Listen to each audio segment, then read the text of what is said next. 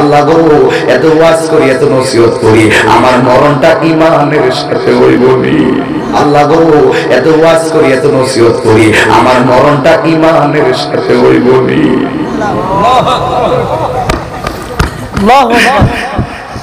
কারো বউ বলেছে বায়ু চোরাই, পাক ধরেছে চুলের গোড়ায়, কেউ বোঝে না কোন কারণে চুল পেগে।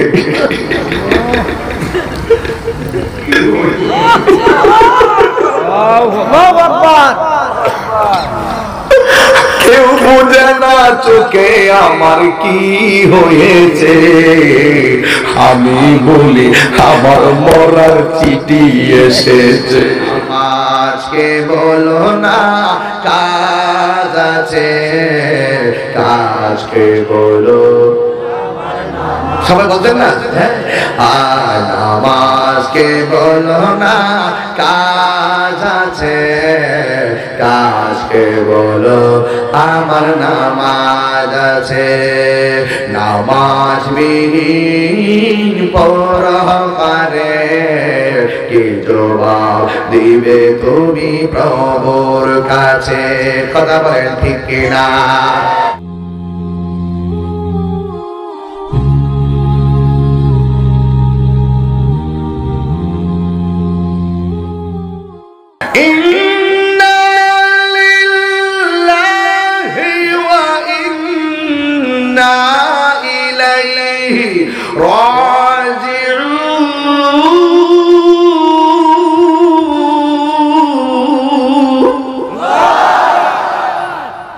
যিনি আমাদেরকে বানাইছে তার কাছে আমাদের যাওয়া লাগবে।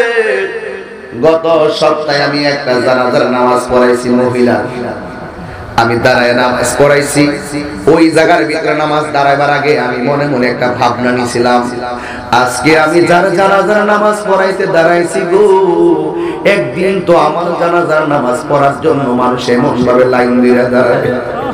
আজকে আমি যার কবরের মাটি দিতাম গেলাম, এমন ভাবে আমার মাটি দেওয়ার জন্য একদল মানুষ লাইন ধরে দাঁড়াবে, কুদাল দিয়া টাইনা টাইনা মাটি গুলো দিবে রে। এই জন্য যুবক, একদিন তোমাকে কবরে যাওয়া লাগবে। আমি কত মানুষের জানাজা পড়েছি, আপনারা কারা কারা জানাজায় পড়েছেন হাত তুলে? সবাই হাত তুলছে, মাশাআল্লাহ। তাইলে বোঝা গেল একজন না একজনের কবরের জানাজা, একজন না একজনের জানাজার নামাজ পড়েছেন। এমন কোন মানুষ নাই যারা বুঝে কার জানাজার নামাজ পড়েন নাই। কিন্তু অনুভব করে বলে দিতে চাই, একদিন তো আমার জানাজার নামাজ আরেকজনে পড়বে। আমার বন্ধুরি, দুনিয়ার এমন কোন জায়গা নাই, এমন কোন দেশ নাই যেই দেশের মধ্যে একটা না একটা জানাজা হয় না। এই যুবকের দল, আমি তাহিরি কণ্ঠ একদিন থাকবে না, চেয়ারম্যান ভাইয়ের চেয়ারম্যানিত একদিন থাকবে না, তোমার ইমামতি একদিন থাকবে না রে, তোমার মেম্বারি একদিন থাকবে না, তোমার ক্ষমতা একদিন থাকবে না। দুনিয়ার সম্পদ আমার কাছে তুচ্ছ, দুনিয়ার বাবাই ব্রাদার আমার কাছে তুচ্ছ, আপনার আমার কাছে নবীর মহব্বত হলো সবার শ্রেষ্ঠ। কথা বলেন ঠিক কিনা? নবীর মহব্বত যদি অন্তরে রাখো, কুরআনের আলোকে যদি নিজের জীবনকে সাজাইতে পারো, তুমিও একদিন শুয়ে যাবে বিছানার মধ্যে। একদিন তুমিও এমন ভাবে আমার বাড়ি ঘরের মানুষ যারা মারা গেছে তাদের মধ্যে তুমি একদিনও শুয়ে যাবে রে। এ বন্ধু, দুই প্রকারের মানুষ, রাস্তা হলো দুইটা, একটা হলো নেকের রাস্তা আর একটা হলো বদের রাস্তা। একটা হলো ভালো রাস্তা আর একটা হলো মন্দ রাস্তা। মন্দ রাস্তায় যারা চলবে তাদের মরণ, আর ভালো রাস্তা যারা চলবে তাদের মরণ এক মরণ নয়। আল্লাহ রাব্বুল আলামিন বলে দিয়া আইয়াতুহান নাফসুল মুতমাইন্না, এই প্রশান্ত আত্মা, এখানে প্রশান্ত আত্মা মানে অন্য কেউ নয়, এই প্রশান্ত আত্মা মানে হলো ইমানদারের আত্মা। জবান খুলে কোন আল্লাহু আকবার। ইমানদারের আত্মা। এ যুবক, ইমানদার যখন মরণের বিছানায় শুয়ে যায়, ইমানদারের মাথার পাশে আইসা একজন দাঁড়িয়ে যায়। আমরা সারা জীবন শুনেছি আজরাইল আসে জান নেওয়ার জন্য, এটা সত্য কথা। কিন্তু বন্ধু, ইমানদার জান যিনি কবজ করে, বেঈমান জানও তিনি কবজ করে। জবান খুলে কোন তার নাম কি? আর জোরে কোন নাম কি? তওবা নামক গাছটি আছে, পাতায় পাতায় লেখা আছে মানুষের হায়াত। সেই পাতা জড়িয়া পড়লে মরে মোদের নিশানা।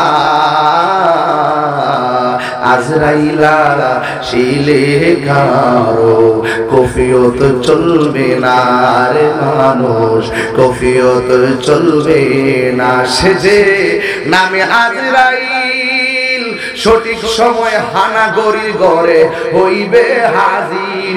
কত কাকুতি মিনতি করবা তুমি, কত কাকুতি মিনতি করবা তুমি, রেহাই পাবে না। আজরাইলা শিলে কারো কফিয়ত চলবে না রে মানুষ, কফিয়ত চলবে না। মরণেরই কথা মানুষ স্মরণ করো না।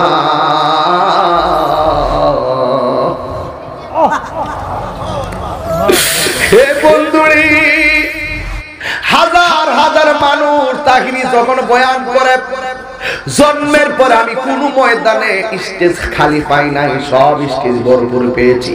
যতদিন ধরে বয়ান করি সব সময় আমার প্যান্ডেলটা ভরপুর থাকতো। এই চিত্র যখন দেখি আমার কাছে গেটআপ লাগে না, আমার কাছে বাহাদুরি লাগে না।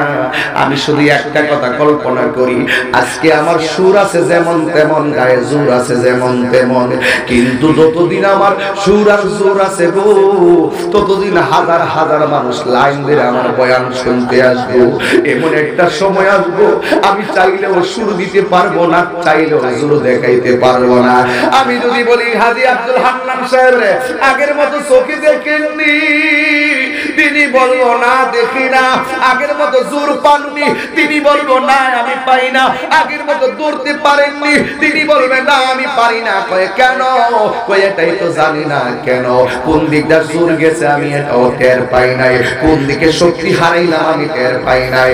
মুরব্বি আব্বা ডাক দিয়া বলবো আপনার অতীতের জোরের কথা মনে আছে? কই কেমনে মনে থাকবো?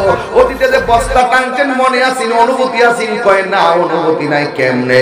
আপনি কইতাছেন দুনিয়ার অতীতের কথা আমার মনে আছে নি, আর আমি তো দেখতেছি আমার যেন কবর ডাকতেছে।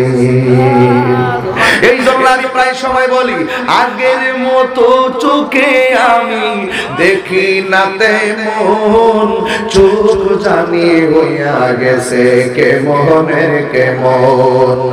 আগের মতো চোখে আমি দেখি না তেমন, চোখ জানি হইয়া গেছে কেমনের কেমন। সামনে চলে যাবা। আগের মতো চোখে আমি দেখি না তেমন, চোখ জানি হইয়া গেছে কেমনের কেমন। কেউ বুঝে না চোখে আমার কি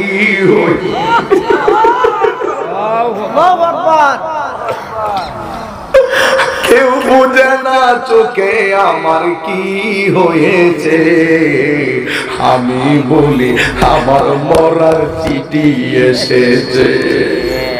আগের মতো গায়ে শক্তি পাই না তেমন, শরীর জানে হইয়া গেছে কেমনের কেমন। আগের মতো গায়ে শক্তি পায় না তেমন, শরীর জানে হইয়া গেছে কেমনের কেমন। কেউ বুঝে না পরিবর্তন কেন হয়েছে। আমি বলি আমার মরার চিঠি এসেছে। ইয়াং বয়সের পোলাপানের কাছে কথাগুলো ভালো লাগবে না, ওরা মনে করে আমার গায়ের মধ্যে অনেক শক্তি আছে। মুরব্বির কথা কইতাছে আমার অসুবিধা কি? এ পোলাপান মনে করিস না যে তোর মুরব্বি আছে ঘরের ভিতরে, তোর মুরব্বির আগে বহুত পোলাপান দেখছি রাস্তায় সাইড মাইরা মারা গেছে। কথা কোন ঠিক না বেটি? বহুত মুরব্বির আগে পোলাপান তাগড়া তাগড়া যুবক জিগাইলাম কেন মারা গেছে, ওই স্ট্রোকে মারা গেছে, ওই কেন মারা গেছে, রোড অ্যাক্সিডেন্টে মারা গেছে। আর এই দিকটা তো একটা জায়গা আছে, আমি ওই যখন মাহফিল থেকে আসতেছিলাম সিরাজগঞ্জের দরবার থেকে, এই রাস্তায় একটা অ্যাক্সিডেন্ট হয়েছিল, আমার চোখের সামনে দেখছিলাম। আজকে বলছি, আজকেও আমার ছেলে বলছি, দেখে এরা তো জানে না এখানে মারা যাবে, কেউ জানে না কোথায় মারা যাবে। এখানে আমি বলছিলাম রে বাবা, কে কখন মারা যায়, ছোট্ট ছোট্ট পোলা পানি পরে মরে যেতেছে।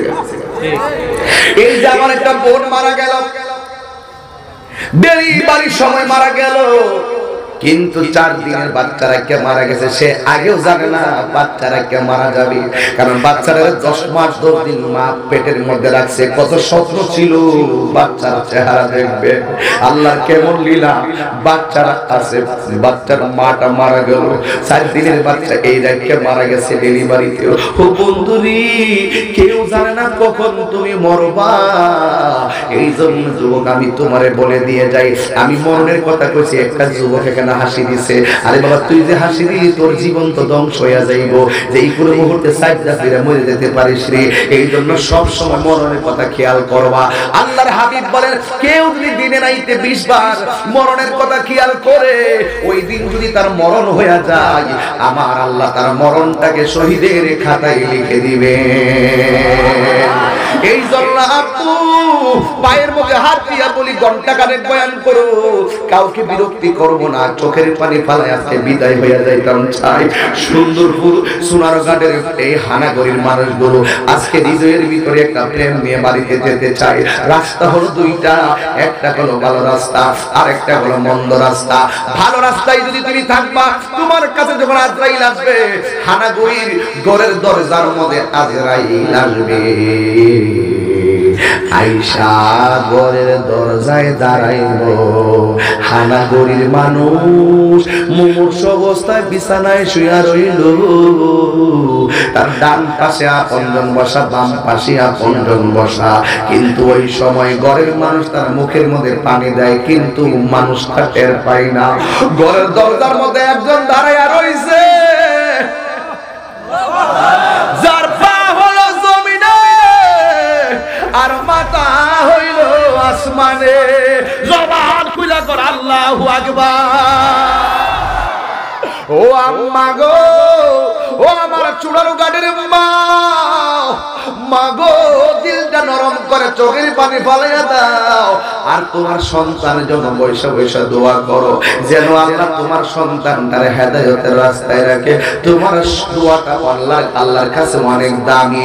রাস্তা হলো দুইটা, একটা হলো ইমানদারের রাস্তা, আর আরেকটা হলো বেঈমানের রাস্তা। ইমানদারের রাস্তায় যারা থাকবে, ওই ইমানদারের কাছে আজরাইল আসবে। বন্ধু, ইমানদারের কাছে আজরাইল আসিয়া ইমানদারের সালাম দিব। ইমানদারের ডান পাশে আজরাইল যায়া বসবে না, বাম পাশে গিয়ে আজরাইল বসবে না, পায়ের গোড়ায় যায়া বসবে না, বুকের উপরে বসবে না।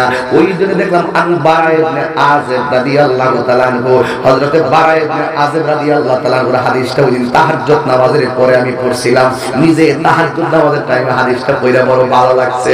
আল্লাহ গো, এত ওয়াজ করি, এত নসিহত করি, আমার মরণটা ঈমানের সাথে হইব নি।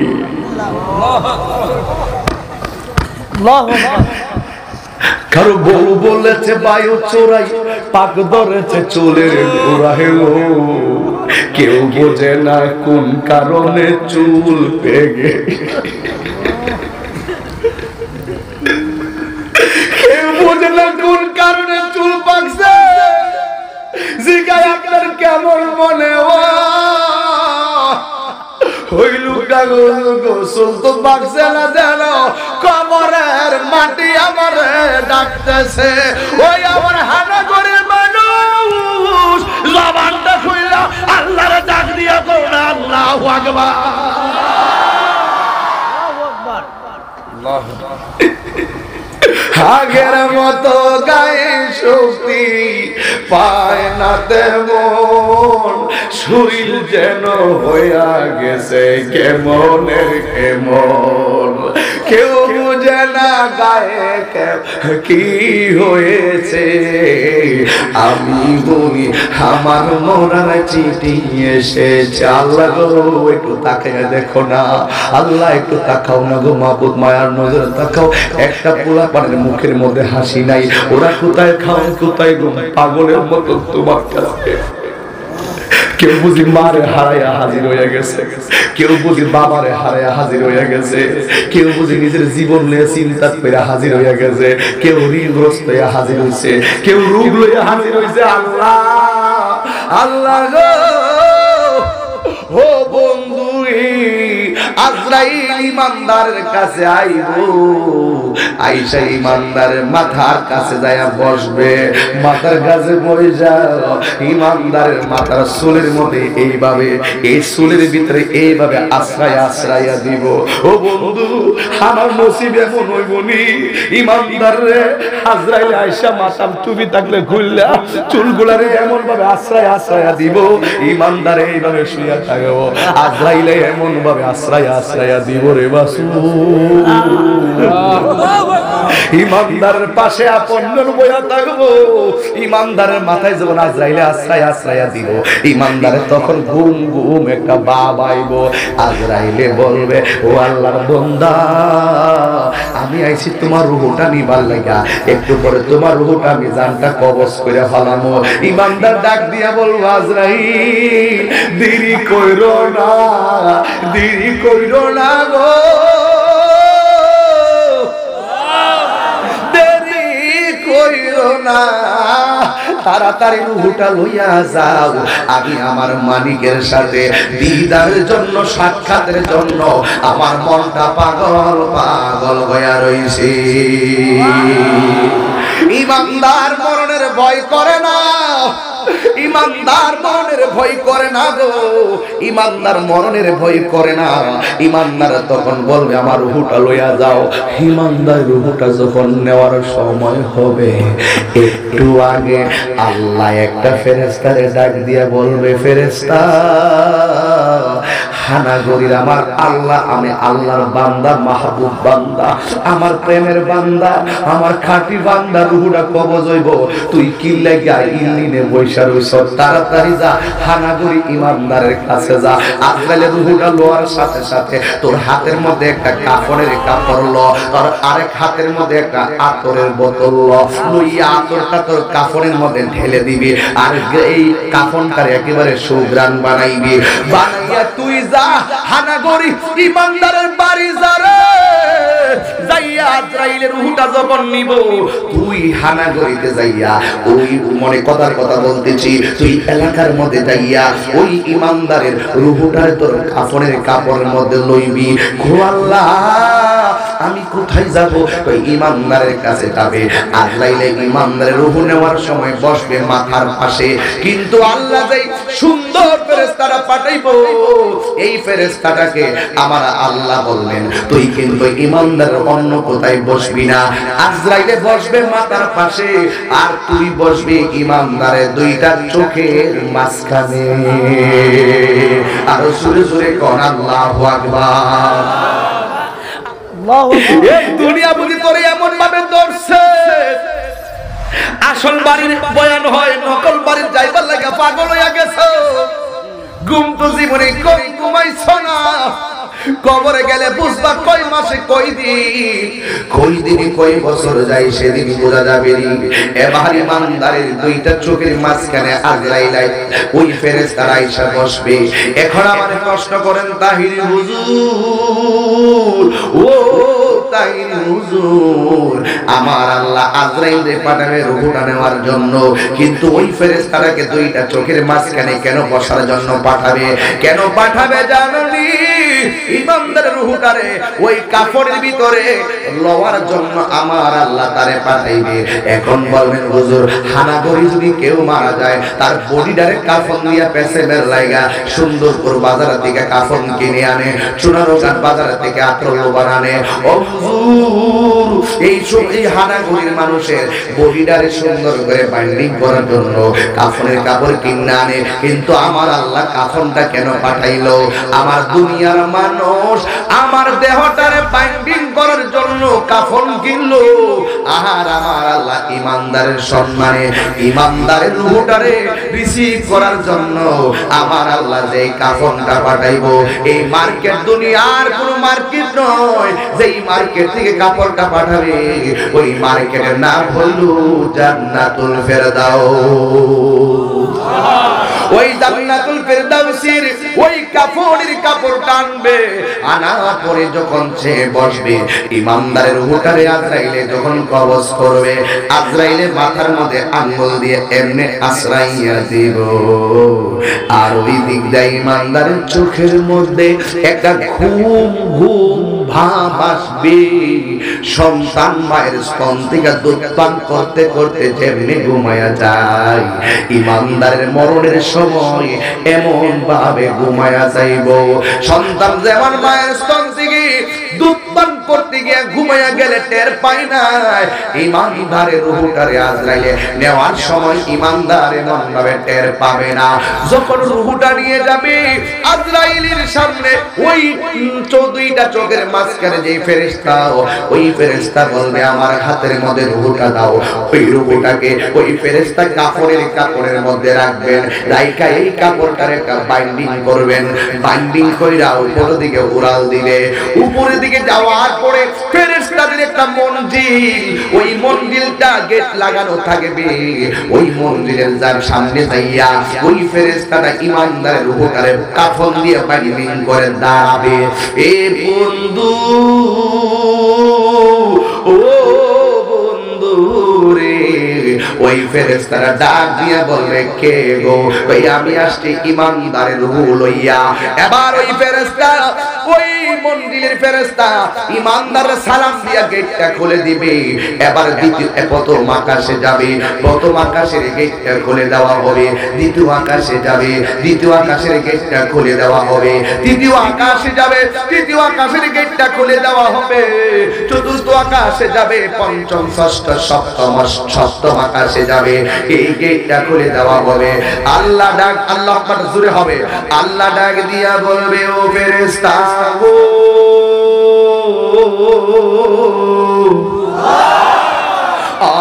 ফেরেশতা তুমি আর সামনে যাইও না, সপ্তম আকাশের পরে আমি আল্লাহ একটা বাড়ি বানাইছি ইমানদারের রূহটারে রাখার জন্য।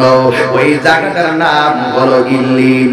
ওই ইল্লিনের ভিতরে রূহটারে রাইখা দাও। এবার দুনিয়ায় আনুষ্ঠানিকতা শুরু।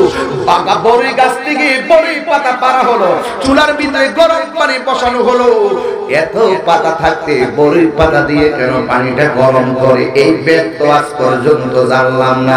বড়ই পাতার গরম জল দিয়া তারে যখন গোসল দিব, ওই মুহূর্তে গোসল দেওয়ার সময় তারে গোসল দিয়া যখন খাটের মধ্যে শোয়াবে, ওই কাপড় দিয়া তারে বাইন্ডিং করা হবে, বাইন্ডিং কইরা চারজনের চারে কাঁধের মধ্যে তোলা হবে। আরে আমার আব্বার লাশটা আমার কাঁধে নিছিলাম, তখন মনে হয়েছিল আমার বাবা যদি দুনিয়াতে থেকে আমার লাশটা লইতো, আমার জীবনটা ধন্য হয়ে যাইত। আমার বাবা যদি আমার লাশটা কাঁধে লইতো, তাইলে আমার জীবনটা ধন্য হয়ে যাইত।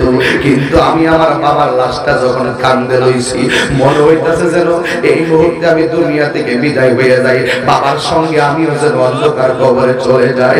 কেমন যে লাগছে লাশটা কাঁধে নেওয়ার সময়।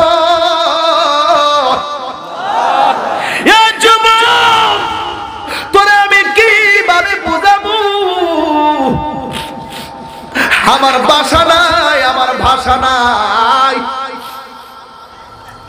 ইমানদারের বডিটাকে যখন জানাজার মাঠে নেওয়া হবে, জানাজার ময়দান থেকে কবরের পারে নেওয়া হবে, কবরের পরে দিয়ে কবরে নামাইয়া দেওয়া হবে, তখন ইমানদারের রূহটা কিন্তু ইল্লিনের মধ্যে আল্লাহ রেখে দিয়েছেন।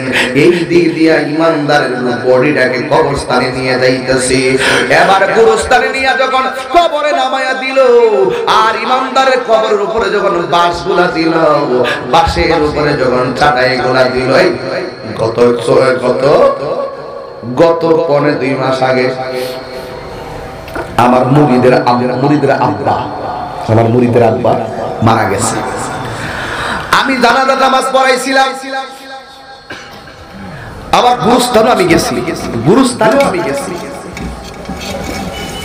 গুরুস্থানে যাইয়া যেখানে মাটি দিচ্ছে সেই জায়গাটা আমি দাঁড়াইছি। আমি আমার মুরিদরে জিগাইলাম, তোমার আব্বার এখানে কবর দিতেছো, এক হাত ধরে আরেকটা কবর বরাবর, এই কবরটা কার?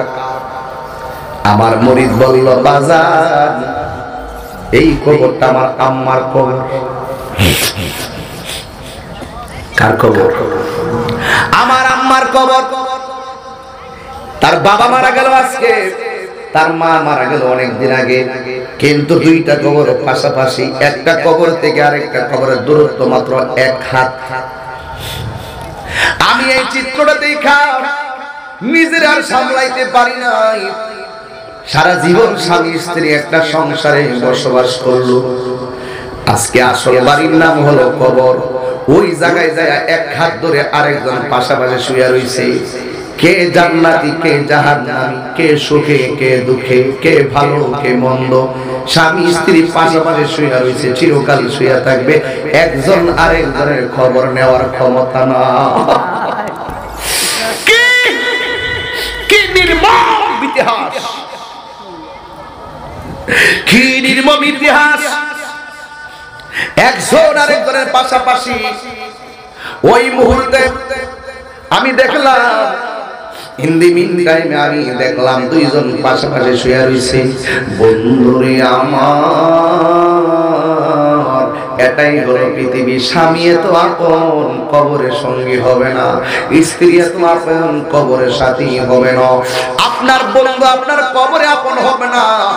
এবার ইমানদারের লাশটা যখন কবরে নামাইব, এবার উপরের দিক দিয়ে যখন বাঁশগুলা দিব, কত নির্মম। এই কবরস্থানের কবরে নামছেন, নাইমা লাশটা শোয়াইছেন, এমন কোন লোক আছেন এখানে? মাশাআল্লাহ, আল্লাহ আল্লাহ আল্লাহ। কবরে লাশ নামাইছেন, কবরের ভিতরে লাশ নামাইছো। ইমানদাররা যখন কবরের ভিতরে নামাবে, ওই মুহূর্তে উপর দিক দিয়ে বাঁশ দেওয়ার পরে যখন চাটাই গোলা দেওয়া হবে, যখন মাটি দেওয়া হবে, মাটি দিয়া যখন আপন জনরা চলে যাবে, আল্লাহ ডাক দিয়া বলে, ও ফেরেশতা, আমার ইমানদার এখন কবরে নামাইছে, একটু পরে আমার পাগল বান্দার ইন্টারভিউ হবে।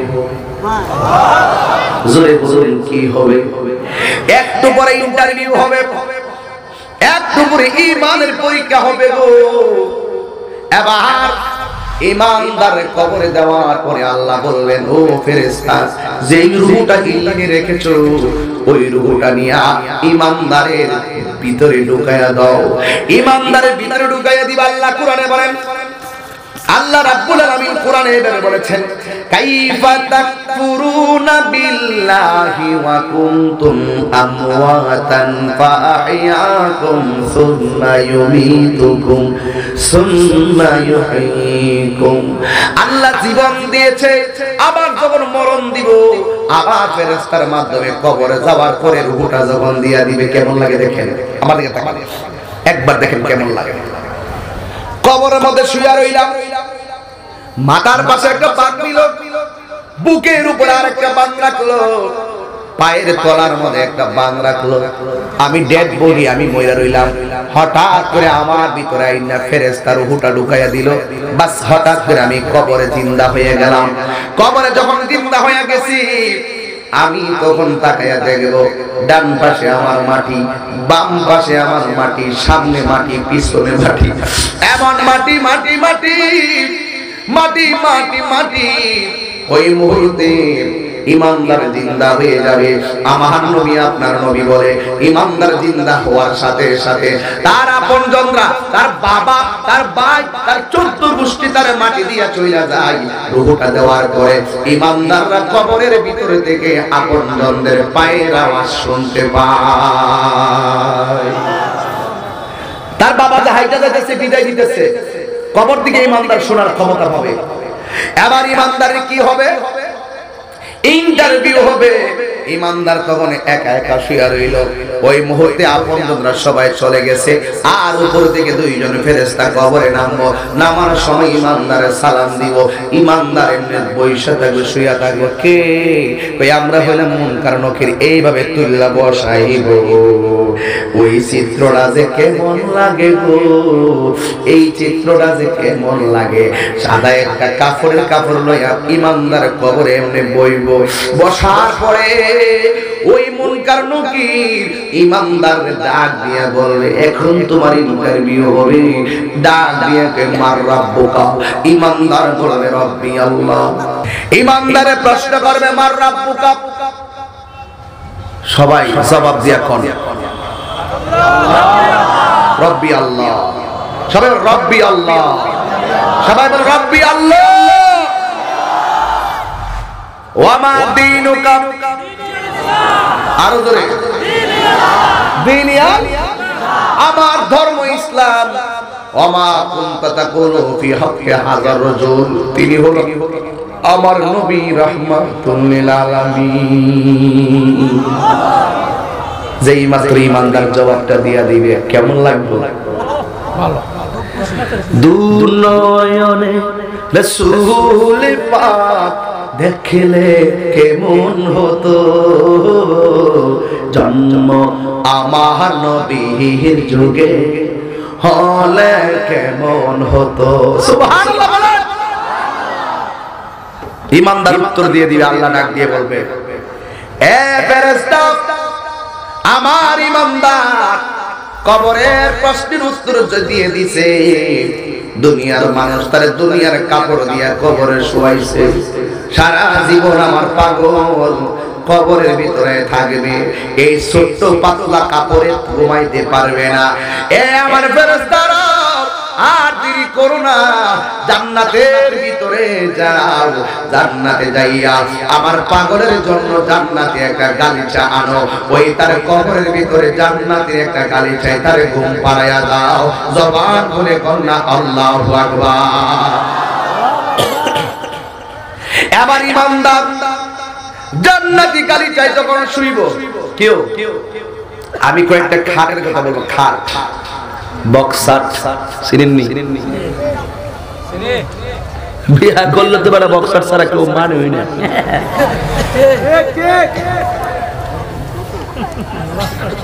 যৌতুক নিয়ে বিয়া করবেন? নিয়ত করেন যৌতুক নিয়ে বিয়া করতাম না, দেখবেন আল্লাহ পাক আপনারা কোটিপতি বানাই দিবে। নিজের এমন টাকার মালিক বানাই দিব, নিজের টাকা সাজাই দিয়ে বউ আনতে পারবে। আর যদি বলেন যে বিয়া করবো হোর বাড়িতে হামো পাইবেন, 2-3 মাস মহব্বত থাকবো, এরপরে দেখবেন কি কিয়ামত করে সংসারে। তাহলে হারামের সংসার বেশি দিন টিকে না। কথা বলেন ঠিক না বেটে? বক্সার সেগুন কাঠের খাট ইমানদারের যখন জান্নাতি বিছানায় বিছাইয়ে দিবে, আপনি যত দামের খাটই ব্যবহার করেন, শোয়ার সাথে সাথে কি ঘুম আসে নাকি একটু দেরি হয়? কথা কয় না? যত ভালো কিছুই হোক, যত ভালো খাটই হোক, আপনি শুইলে কি সাথে সাথে ঘুম আসবে? ইমানদারে বিছানা দিব, বিছানা দেওয়ার পরে ইমানদার বিছানার মধ্যে শুইব। বিছানার মধ্যে শোয়ার পরে ইমানদার যখন বিছানায় শুয়ে যাবে, ইমানদার তখন তার চোখের ভিতরে ঘুম আসবে না। যখন তিনি ডান কাতে যাবে, ডান কাতে যাওয়ার সময় একটা নূরের আলো দেখতে পাবে, নূরের আলো। এবার ইমানদার নূরের আলোটারে ডাক দিয়া বলবে, হ্যালো, আমার ডানে মাটি, বামে মাটি, সামনে মাটি, পেছনে মাটি, তুমি কোথায় থেকে আমার কবরে প্রবেশ করেছো? আমার কবরে তো চাঁদের আলো ঢোকার রাস্তা নাই, সূর্যের আলো আসার রাস্তা নাই, কিন্তু তুমি আমার কবরের ভিতরে কিভাবে ঢুকেছো? ওই আলো ডাক দিয়া বলবে, আমার তুমি চিনো না গো, আমি দুনিয়ার চাঁদের আলো নয়, আমি দুনিয়ার সূর্যের আলো নয়, আমারে তুমি চিনো না, আমি হইলাম দুনিয়ায় তোমার 5 ওয়াক্ত নামাজ। জোরে বলে আল্লাহু আকবার। নামাজকে বলো না কাজ আছে, কাজকে বলো। সবাই বলতেন না? আর নামাজকে বলো না কাজ নামাজ আছে, কাজকে বলো আমার নামাজ আছে।